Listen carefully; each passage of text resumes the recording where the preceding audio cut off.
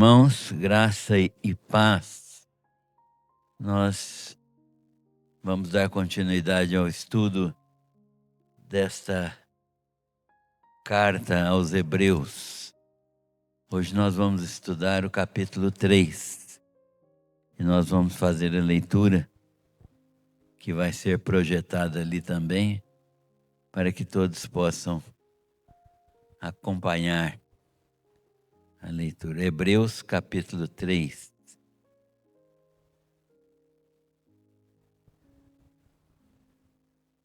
Vamos ler. Pelo que, santos irmãos, participantes da vocação celestial, considerai o apóstolo e sumo sacerdote da nossa confissão, Jesus, como ele foi fiel ao que o constituiu, assim como também o foi Moisés em toda a casa de Deus. Pois ele é tido por digno de tanto maior glória do que Moisés, quanto maior honra do que a casa tem aquele que a edificou. Porque toda casa é edificada por alguém, mas quem edificou todas as coisas é Deus. Moisés, na verdade, foi fiel em toda a casa de Deus, como servo, para testemunho das coisas que se haviam de anunciar. Mas Cristo o é como filho sobre a casa de Deus, a qual casa somos nós, se tão somente conservarmos firmes até o fim a nossa confiança e a glória da esperança.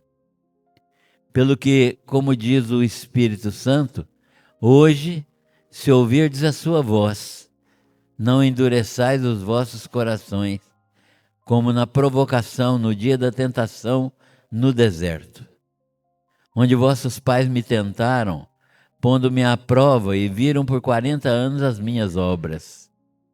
Por isto me indignei contra esta geração e disse: estes sempre erram em seu coração e não chegaram a conhecer os meus caminhos. Assim jurei na minha ira, não entrarão no meu descanso. Vede, irmãos, que nunca se acha em qualquer de vós um perverso coração de incredulidade para se apartar do Deus vivo. Antes, exortai-vos uns aos outros todos os dias, durante o tempo que se chama hoje, para que nenhum de vós se endureça pelo engano do pecado. Porque nos temos tornado participantes de Cristo, se é que guardamos firme até o fim a nossa confiança inicial. Enquanto se diz: hoje, se ouvirdes a sua voz, não endureçais os vossos corações, como na provocação, pois quais os que, tendo-o ouvido, o provocaram? Não foram, porventura, todos os que saíram do Egito por meio de Moisés? E contra quem se indignou por 40 anos? Não foi, porventura, contra os que pecaram, cujos corpos caíram no deserto? E a quem jurou que não entrariam no seu descanso, senão aos que foram desobedientes? E vemos que não puderam entrar por causa da incredulidade. Esse é o texto de Hebreus 3, que Deus abençoe a sua palavra. Amém. A carta aos Hebreus nós temos estudado, né? Começamos há 2 semanas.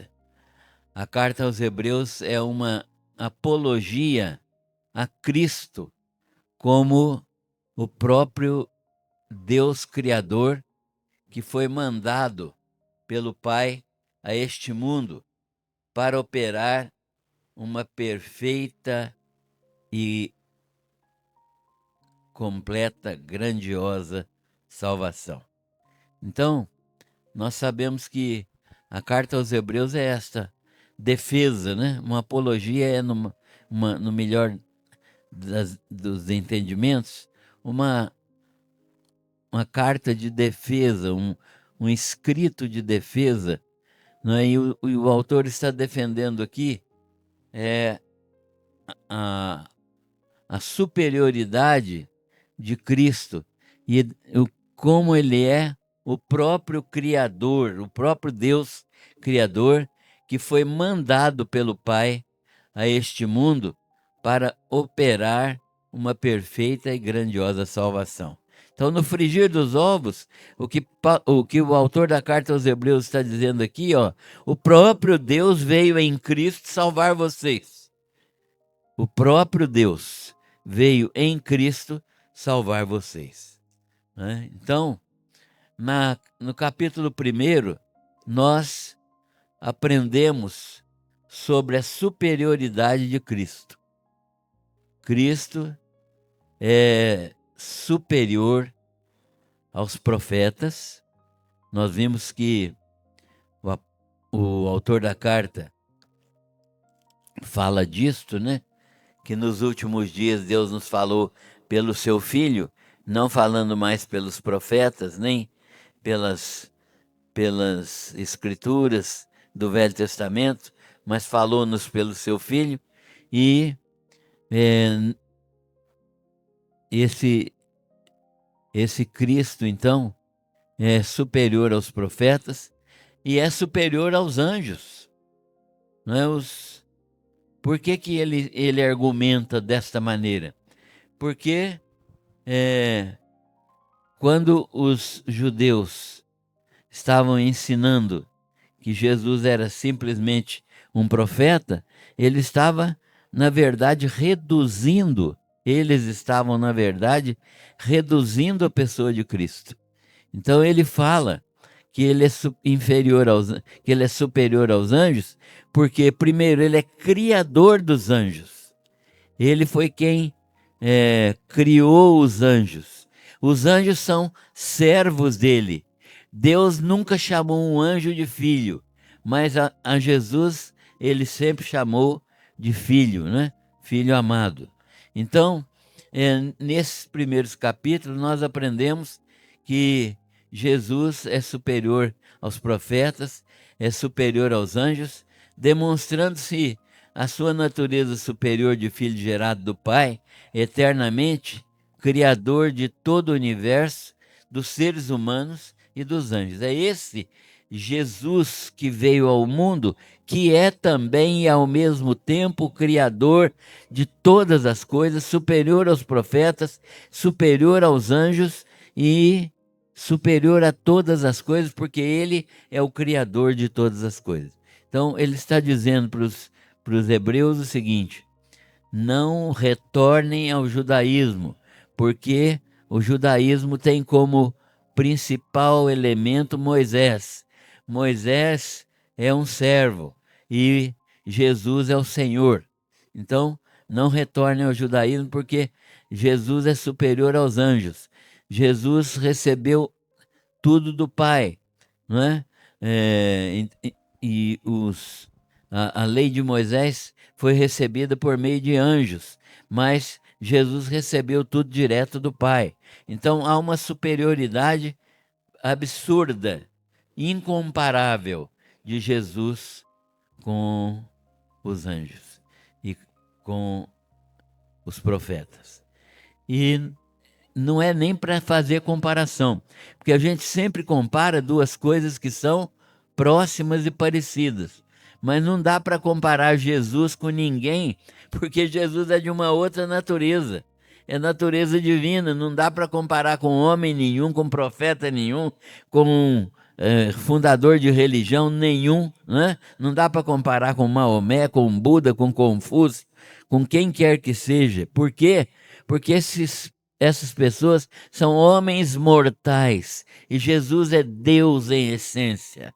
Então, não há termo de comparação, não há nem proximidade. E Jesus, o autor da carta aos Hebreus, então, demonstrou, né, e ficou desta maneira demonstrado que os anjos são espíritos ministradores. Nós até falamos aqui que os anjos são espíritos que estão servindo a igreja do Senhor.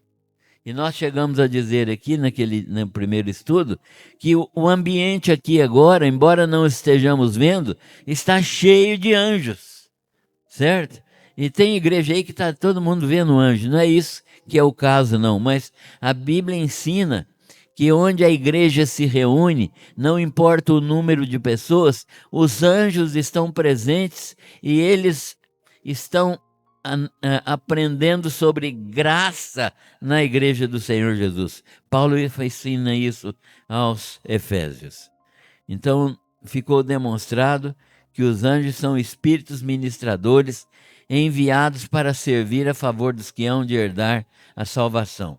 Isso não quer dizer que nós concordemos ou discordemos da doutrina católica do anjo da guarda, né? A Bíblia não dá margem para pensar nisso.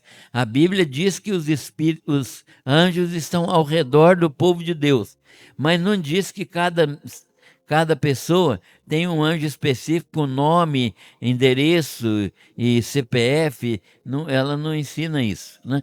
E tem muita gente que sabe até quem é o anjo dele e sabe como é que é o modo de descobrir o anjo dele, né? Se alguém quiser ver livros nesse sentido, a internet está cheia. Aí vai saber qual que é o seu anjo, o nome dele, pode convidar ele para dormir em casa e tal, né? Então, mas a Bíblia não ensina isso. No capítulo 2, o autor convida com instância, né? Com intensidade, repetidamente, e convocando os crentes hebreus a prestar atenção mais intensamente. No quê? Prestar atenção com muita intensidade e com muita responsabilidade para a palavra que lhes foi pregada. Por quê? Porque a palavra que foi pregada a eles foi uma palavra dos apóstolos, né? Derivada dos apóstolos. Primeiro uma palavra de Jesus, passada para os apóstolos e dos apóstolos para os crentes. E os judeus receberam essa palavra diretamente dos apóstolos. E eles têm que atentar para essa palavra com responsabilidade. Por quê?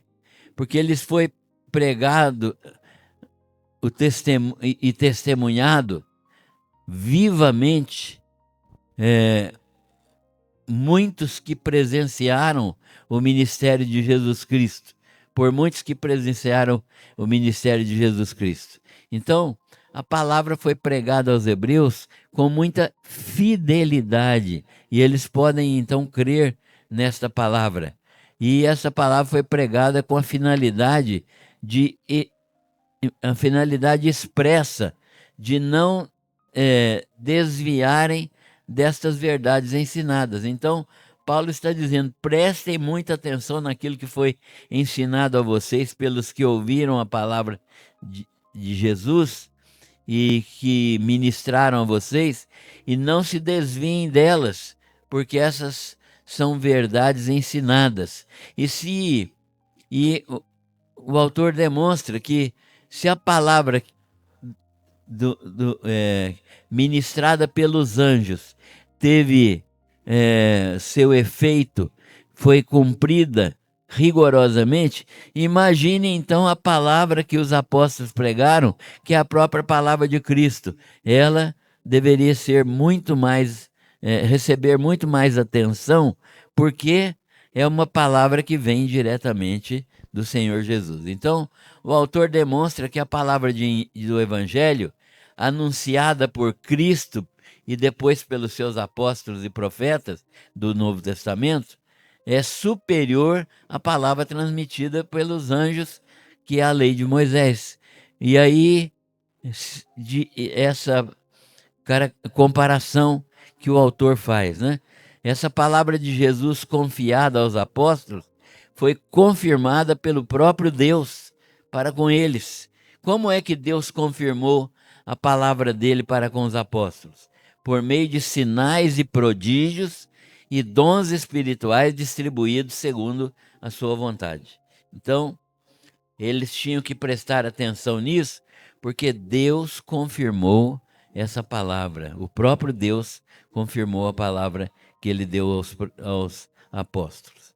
A advertência, então, é esta: como poderemos escapar da condenação se negligenciarmos uma tão grande salvação? É a pergunta do apóstolo, né? Como negligenciar, como escapar da condenação se negligenciarmos essa tão grande salvação? Esta salvação está afirmada e garantida e sustentada por este fato: o Filho de Deus, Jesus, que vindo ao mundo suportou todas as tentações e provações em vida e experimentou a morte por todos, sendo temporariamente um pouco menor do que os anjos. Por que temporariamente um pouco menor do que os anjos? Porque ele veio a morrer, não é? Mas imediatamente depois da sua ressurreição, ele voltou ao seu lugar, né? Ao seu lugar de superioridade sobre os anjos. Tornou-se absolutamente preparado desta maneira, pelo sofrimento que passou, para ser sacerdote, para socorrer os filhos de Deus, né? E então ele é capacitado e é o sumo sacerdote misericordioso e fiel, poderoso para fazer propiciação pelos pecados de todos. Então, o texto que nós estamos lendo é o argumento que o autor da carta usa, né? Que não dá para comparar o sacrifício dos sacrifícios do Antigo Testamento com o sacrifício perfeito de Cristo, não é? Que, mesmo sendo maior do que os anjos, se tornou temporariamente menor do que eles até a morte, e depois, pela ressurreição, ele recuperou o seu próprio lugar, tornando-se absolutamente capacitado, preparado para socorrer os seus filhos, né? Aqueles que creem nele. Ele é o sumo sacerdote, misericordioso e fiel, poderoso para fazer propiciação pelos pecados de todos. Então, o salmista, o autor da carta aos Hebreus está dizendo: não há possibilidade de vir salvação por outro meio.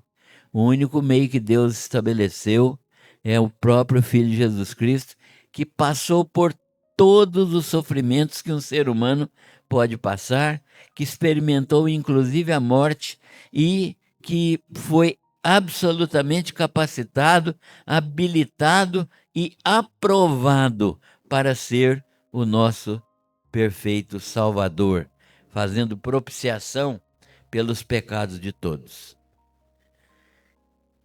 Então, o autor da carta mostra que Cristo, neste capítulo 3, Cristo é superior a Moisés. Moisés é o líder amado, respeitado e reconhecido como autoridade suprema pelos judeus. Até hoje, Moisés é o líder supremo dos judeus, né?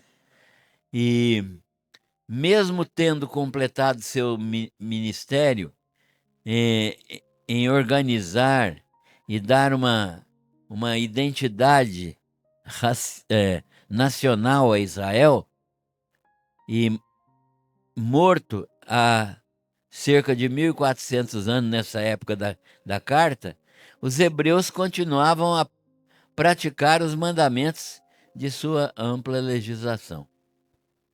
Vem a influência de Moisés, né?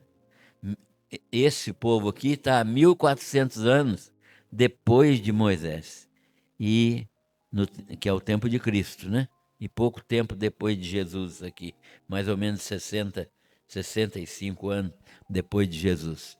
E eles ainda estão preocupados em praticar as coisas de Moisés. Então, o que acontecia com esses cristãos judeus? Eles criam em Jesus, os que criam, mas continuavam a frequentar o templo e continuavam a fazer práticas da lei de Moisés. Continuavam assim, né? E nós vemos que o primeiro concílio de Jerusalém, que está em Atos 15, é um concílio que demonstra a a discordância que havia entre os apóstolos. Alguns defendiam a circuncisão, né? E outros defendiam que não deveria haver circuncisão, porque todos estavam livres da lei de Moisés. Jesus era o suficiente Salvador. Então havia tanta influência que a epístola de Tiago é um exemplo disso, né? A epístola de Tiago é um exemplo disso, de como era a mente judaica naquele tempo. Pois é, Moisés então é o líder amado por esse povo de Israel. Cerca de 1400 anos os hebreus e ainda continuavam a praticar os mandamentos de sua ampla legislação. O autor da carta aos Hebreus apresenta uma comparação entre Jesus Cristo e Moisés. Ele não precisava fazer isso, mas ele fez isso para demonstrar para os hebreus cristãos que se eles voltassem para o judaísmo, não ficassem só no cristianismo, eles estariam comparando Jesus com Moisés, e não dá para comparar. Nós acabamos de declarar aqui que não tem termo de comparação, porque um tem natureza divina, o outro tem natureza humana. Você só pode comparar coisas da mesma espécie, não é? Então, o autor apresenta então essa comparação. E Jesus Cristo é chamado de apóstolo e sumo sacerdote de nossa fé, de nossa confissão. E Moisés é o legislador de Israel. O apelo do autor aos crentes hebreus é um apelo interessante. Ele falou assim, ele começa assim: queridos irmãos, né? Meus santos irmãos, vocês foram separados, escolhidos por Deus e para Deus, né? Pelo que santos irmãos participantes da vocação celestial. O que ele está dizendo com isso? Vocês foram separados, escolhidos para Deus e por Ele mesmo, pelo próprio Deus, chamados e alcançados por Jesus. Ele é o mensageiro de Deus e o supremo sacerdote da nossa fé. Jesus, então, e Moisés, segundo o autor, foram fiéis a Deus, chamados para realizar a obra de Deus. Porém, Jesus foi considerado de maior glória do que Moisés. Por quê? Porque, olha só, Moisés foi testemunha fiel em toda a casa de Deus. O que é a casa de Deus aqui? É a congregação de Israel, o povo de Israel. Então, a congregação de Israel. Mas Jesus, como filho, está sobre a casa de Deus, que é a igreja. E o autor ressalta-se tão somente ressalta que se tão somente permanecermos firmes e confiantes, mantendo a gloriosa esperança até o fim. Então, ele está dizendo que Jesus é superior a Moisés, porque a casa de Deus agora é uma casa superior. Ele está sobre a casa de Deus, que é a igreja. E segundo o autor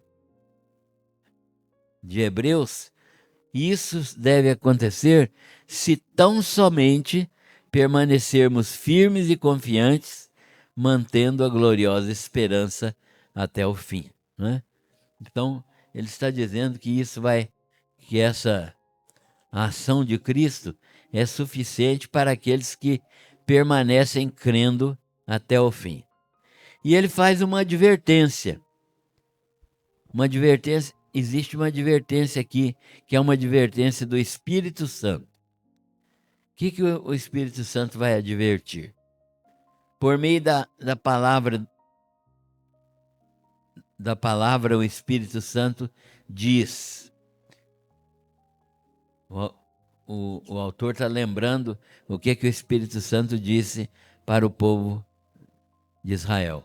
Hoje, se ouvirdes a sua voz, não endureçais os vossos corações, como na provocação, no dia da provação no deserto. Que história que é essa aqui? Quando Deus foi provocado pelo povo, né? O povo tentou a Deus porque faltou água, né? Faltou comida, e eles queriam voltar ao Egito. E eles reclamaram de Moisés, reclamaram de Deus, né? E piorou ainda a situação quando eles se negaram a acreditar no que os espias disseram. Aqueles espias, os dois espias, né? Caleb e Josué, que foram até a terra de Canaã, espiar a terra, para que eles pudessem entrar ali, né, já conhecendo alguma coisa da terra. 10 espias voltaram com impressões negativas a respeito do povo. E Josué e Caleb voltaram com impressões positivas, dizendo que se Deus fosse com eles, eles entrariam na terra e dominariam. Mas o povo não creu nisso, né? Então, isso foi um coração endurecido do povo, e Deus fez o quê? Jurou que aqueles que saíram do Egito de 20 anos para cima, até aquele momento, né, não entrariam na terra prometida. E passaram-se 40 anos. Isso. Então, 40 anos eles andaram pelo deserto até que morresse o último que saiu da terra do Egito com mais de 20 anos. Né? Porque, então, vossos pais me tentaram, pondo-me à prova, Deus falando com eles, né? E viram por 40 anos as minhas obras. Deus, olha que coisa interessante, Deus os disciplinou por 40 anos, mas nunca deixou faltar nada para eles, né? Nunca faltou nada, nunca abandonou nada. Tinham água de rocha, tinham alimento, as codornizes, tinham alimento, o maná, tinham descanso, né? Tinham uma nuvem protetora durante o dia, uma coluna de fogo durante a noite, a roupa não envelhecia. Não sei como é que judeu gosta de loja, porque naquele tempo ele não vendia nada, né? A roupa não envelhecia, o sapato não envelhecia, né? Então, judeu não devia gostar de loja, né? Mas ele gosta. Então, o autor da carta aos Hebreus está demonstrando isso para eles, né? Por isso me indignei contra eles, essa geração, e disse: não entrarão no meu descanso. Por quê? Porque não chegaram a conhecer, quer dizer, viver, praticar os meus caminhos. O autor da carta aos Hebreus, então, está chamando a atenção dos cristãos hebreus. E ele diz: vede, irmãos, que não haja entre vós um coração perverso de incredulidade para se apartar do Deus vivo. Não façam como seus pais lá no deserto, né? Como nossos pais lá no deserto, que não serviram a Deus, que não creram em Deus e não entraram no descanso de Deus. Então, que não haja entre vós um perverso coração de incredulidade para se apartar do Deus vivo. Segundo, Exortai-vos uns aos outros, todos os dias, durante esse tempo que se chama hoje. O que é hoje para nós? É agora, né? É agora. Por quê? Porque daqui a um minuto já é futuro e eu não sei o que vai acontecer. O hoje nosso é muito restrito e limitado, ele é o agora. Então, durante esse tempo que se chama hoje, né, exortai-vos uns aos outros neste tempo, para que nenhum de vós, pelo engano do pecado, pela prática do pecado, venham a ser endurecidos, coração endurecido. E ele diz: somos participantes de Cristo, e se é que guardamos firmes até o fim a nossa primeira confiança, a nossa confiança inicial. Nós nos temos tornados participantes de Cristo. Fomos feitos participantes de Cristo. Isso serve para nós. Nós também fomos feitos participantes de Cristo. E a advertência também serve para nós, porque nós não vamos retornar para o judaísmo, mas podemos retornar para o mundo, o que é pior, não é? O que é pior. Quando o autor fala, ele continua dizendo assim: cuidado com a incredulidade. O que tem a incredulidade? O exemplo dos israelitas é muito claro. O pecado que separa verdadeiramente o homem de Deus é a incredulidade.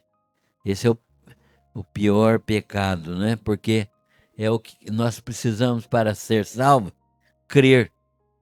E a incredulidade me impede de crer. Outros pecados, quaisquer que sejam, não me impedem de crer, não é?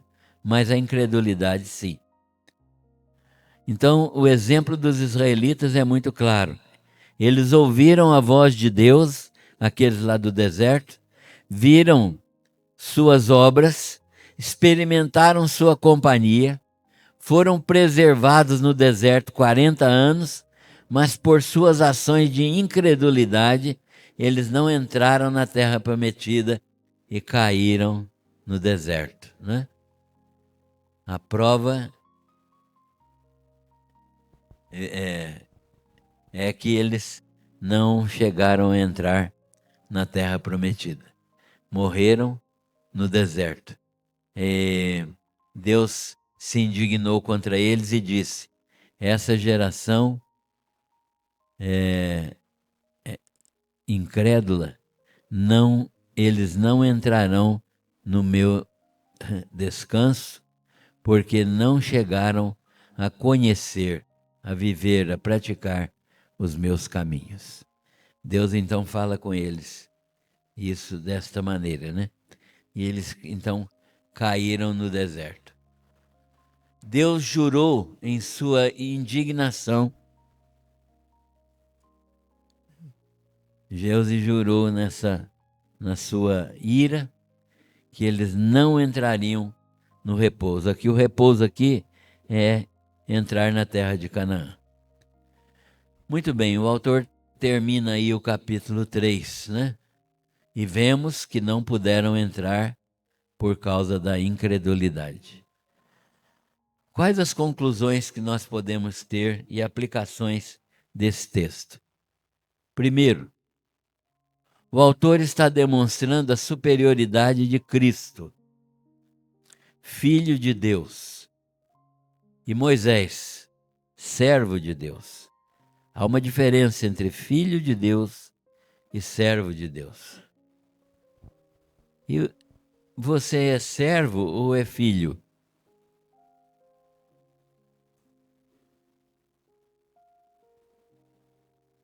Meus irmãos, que a graça do Senhor em Cristo Jesus nos transformou em filhos,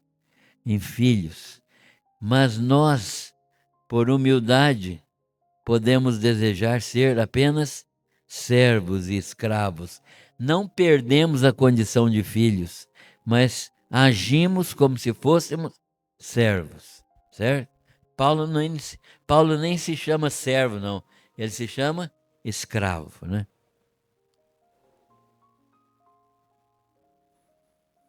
Então, nós somos filhos. Moisés foi fiel em todo o seu ministério, mas não pôde realizar a obra que o filho realizou. Só o filho poderia realizar a obra de salvação. Moisés é o libertador, o legislador humano que organizou a nação de Israel, é o Israel físico. Cristo é o apóstolo e o sumo sacerdote, que é o Salvador, que resgatou um povo para Deus.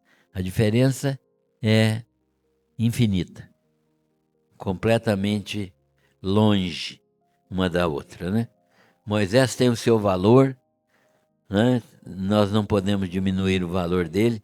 Foi um servo fiel, um grande servo, o maior nome do Velho Testamento, o maior nome do Velho Testamento, mas ele não conseguiu fazer, e nem conseguiria fazer, e nem era para ele fazer mesmo a obra que Cristo realizou. Segundo, bom, antes do segundo, e aí nós precisamos ver se verdadeiramente somos filhos de Deus. O apóstolo João diz uma coisa que é importantíssima no começo do seu livro, do seu evangelho. E a todos quantos o receberam, deu-lhes o poder de se tornarem filhos de Deus, a saber, os que creem no seu nome. Então, isso já define se somos filhos ou não. A advertência que nós temos nesse texto: cuidado com a incredulidade. Mas crente pode ter incredulidade? Infelizmente pode, né? Você pode duvidar que Deus possa fazer alguma coisa. Os israelitas não duvidavam do que Deus tinha feito. Eles duvidavam do que Deus poderia fazer. Nós já fomos abençoados com muita coisa, mas podemos duvidar de algumas coisas que Deus possa realizar. Isso é um impedimento às nossas orações. Se você ora sem acreditar, você não ora, né? Você pronuncia palavras ao vento, porque é necessário que os que se aproximam de Deus creiam que Ele existe, que é galardoador daqueles que o buscam, né? Então, essa advertência, cuidado com a incredulidade, é uma advertência também para hoje, né? Ouvindo a sua voz por meio da pregação da palavra, não endureçamos os corações, né? Nosso tempo é o agora. Nós precisamos entender que nós precisamos crer em Cristo hoje. Terceiro, voltar ao judaísmo seria como sair da liberdade e voltar à escravidão da lei, perdendo o descanso de Deus. Nós também, se deixarmos o pecado dominar nossas vidas, nós também podemos perder o descanso de Deus, no sentido de que nós podemos perder a comunhão com a igreja, as bênçãos da comunhão, as bênçãos de Deus que são dadas a quem está em comunhão, não é? Porque se nós nos afastamos de Deus por causa do pecado, nós perdemos essa oportunidade de manifestar a nossa fé nele e perdemos o descanso de Deus neste mundo aqui, né, nesta vida aqui. E se houver uma compreensão inadequada da salvação, né? Se a pessoa não entender completamente o processo de salvação, ela pode nem ter sido salva, né? Nem ter sido salva. Porque você não pode ser salvo sem compreender o processo de salvação, né? Se você não compreender o que é salvação pela graça mediante a fé, né? Se você não compreende isso, você não é uma nova criatura, né? Porque isso é fundamento da nossa vida. Então nós precisamos avaliar isso, se nós compreendemos. Não é conhecer a teologia da salvação, mas é saber o mecanismo pelo qual Deus nos salva, né? Como que nós devemos fazer, né? E isso vai envolver arrependimento, vai envolver restituição, perdão, a conversão, né?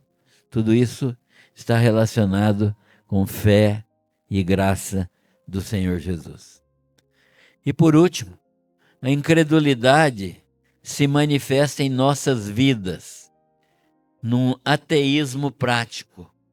O que é isso? Um ateísmo prático. O que é um ateísmo? É uma pessoa que diz que não, Deus vive como se Deus não existisse. Tem muito crente que é um ateu prático. Ele crê e fala que Deus existe, mas vive como se Deus não existisse. Isso é o ateísmo prático. Ou seja, ele faz as coisas que um cristão faz, mas faz tudo que o mundo faz.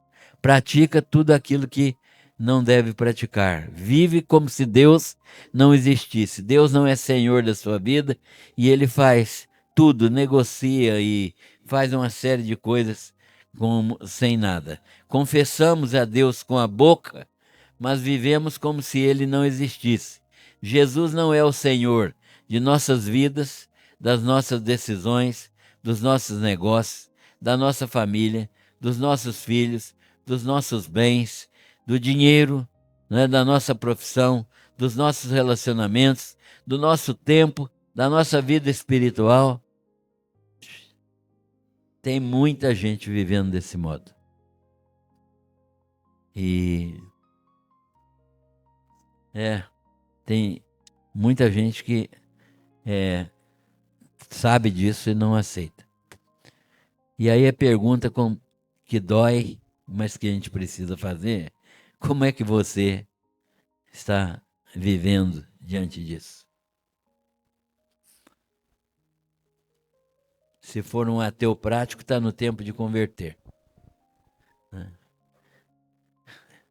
Que Deus, por misericórdia, nos abençoe para que sejamos praticantes da palavra e não somente ouvintes. Amém.